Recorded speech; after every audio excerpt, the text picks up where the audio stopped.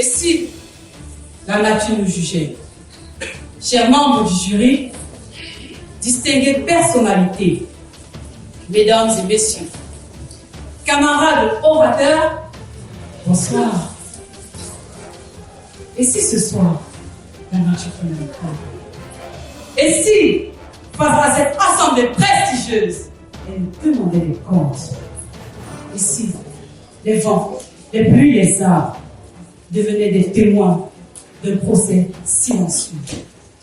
Et si les océans, fatigués de nos déchets, devenaient des avocats de monde en souffrance? Car, soyons honnêtes, pendant que nous bâtissons des tours, elle persiste ici. Pendant que nous poursuivons le progrès, elle s'effondre en silence. Pendant que nous fermons les yeux, elle crie à l'aide, dans un silence que trop peu entendent. Autrement dit, détruire la nature, c'est scier la branche sur laquelle l'humanité est assise.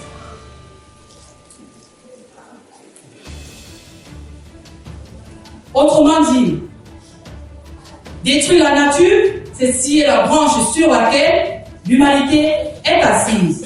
C'est pourquoi je me tiens devant vous aujourd'hui. Non pour accuser, mais pour éveiller. Non pour impressionner, mais pour implorer. Non pour parler de ce que l'on fait déjà, mais pour dire ce que l'on ne fait toujours pas. En effet, chaque degré de plus, chaque forêt abattue, chaque rivière pourvue, n'est pas seulement un drame écologique. C'est une tragédie humaine. Des familles déplacées, des enfants malades, des sols devenus stériles. Et pendant ce temps, l'indifférence se prospère. Cependant, il existe une lumière au bout de ce tunnel. Une lumière qui revient. C'est notre volonté collective. Cette capacité unique que nous avons de dire, ça suffit. C'est notre pouvoir d'inverser la tendance, à condition d'en faire une priorité. Non, le simple discours de circonstance.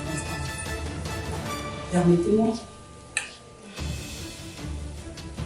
Ainsi, je crois au rôle de chacun, du citoyen engagé au dirigeant éclairé, du jeune militant au chef d'État visionnaire.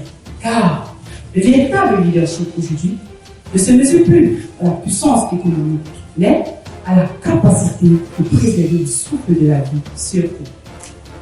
Ce souffle fragile tel que le frémissement silencieux d'un arbre qui respire à l'eau, ou le rythme sacré d'un océan qui berce les rivages endormis. Ce souffle aussi fragile que, s'il venait à s'éteindre, réduirait notre planète à une coquille vide, flottant dans un silence éternel. Et c'est partant de là que l'art oratoire entre en scène. En effet, il ne suffit plus de parler fort, il faut parler frais. Il ne suffit plus de séduire, il faut servir. Notre voix doit devenir le cri